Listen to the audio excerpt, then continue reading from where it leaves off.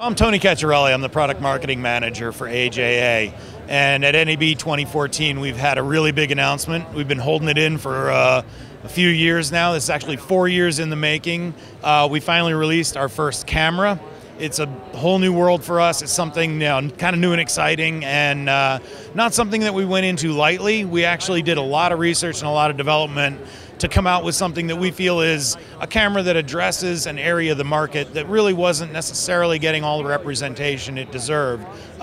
We wanted to have something that's a real open camera, ergonomically designed, easy to use, but also kind of geared at a more professional level, and something that working professionals can get into, get some fantastic imagery out of, but still not have to mortgage the house to get into it. So we wanted to make it kind of affordable.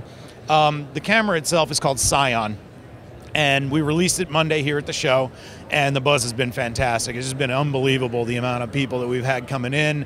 The response has been great, and I think part of the reason for that is some of the technology that we put into it. Again, we took a long time to really think through the camera market, look at what was going on, kind of evaluate it, and come up with something that was a little bit different while still being very much the same. We went with an over-the-shoulder design. First of all, the ergonomics of the camera are really great. It's something that if you look at most cameras, if smaller form factor camera, the first thing you need to do, right, is get something so you can throw it up on your shoulder. If you've got a camera that is going to have something like a PL mount lens on it. So the PL lenses are the high-end lenses, and working in 4K. This is a 4K camera, so if you're going to work in 4K, you got to put some good glass on the front of it. That high quality glass can really make sure that you're getting the images that you need, and 4K will find every flaw, so you really want to have a good lens on it. The nice thing is PL mount lenses are something you can rent really easily. They're expensive lenses, but the rental houses are well stocked with them. If you need a particular one, you can grab it, throw it on the front there, and you're good to go. But the shoulder mount area here allows you to put it right up on your shoulder real easily. No gear really necessary beyond that. And then the connections, all of the different connectors and things that you see on the camera, we spent a lot of time coming up with where they're going to be placed exactly and what those connectors are going to be. So you'll notice that every connector on the camera is an industry standard connector. The BNCs are the kind of connectors you find on professional equipment, and BNC cabling is everywhere. They're really easy. HDMI is obviously a very open standard spec, and you find that on all kinds of different monitors. XLR for audio. You can see this is really geared at a professional market, but everything's really open and accessible.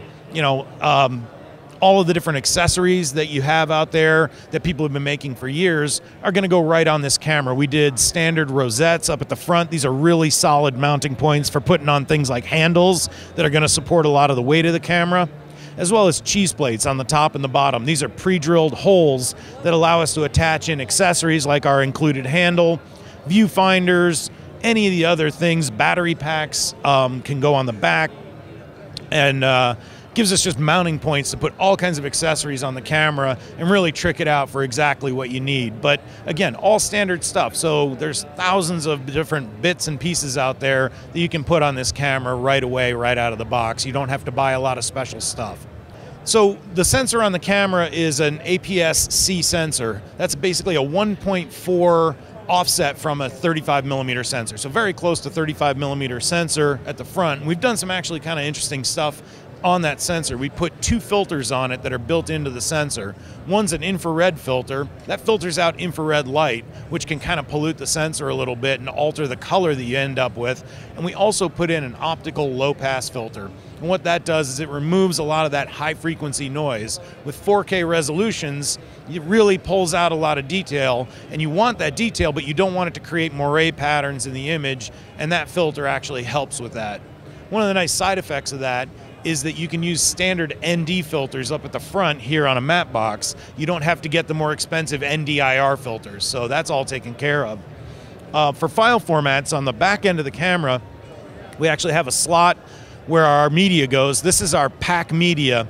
It's the same media that we used on our Key Pro Quad, which was a 4K recorder that we built before the camera. and it's a sturdy SSD media. It's in a reinforced case with a connector that's very durable, stands up to being inserted and removed a bunch of different times. So we want something that's going to hold up under the rigors of production. That records ProRes media at 4K resolutions up to 30 frames per second at ProRes 4444, and we can do 60 frames per second at ProRes 422. We can also do ProRes 422 LT and proxy resolutions as well. And we're not restricted to 4K as well. We can do Ultra HD, 2K, even down to HD resolutions. So even if you're not looking at doing 4K work right away, you can work with a camera like this at HD resolutions, switch to 4K at any time. One of the really interesting things there too is when you're working at HD resolution, we still use the full sensor to capture the image, and then we downscale that to HD. So you don't have to worry about recomputing your focal lengths based on using a smaller portion of the sensor. It's always using the full sensor, and then AJA has been doing down conversion for years at very high quality. So we get that high quality down convert, and you get a fantastic HD image off of this as well.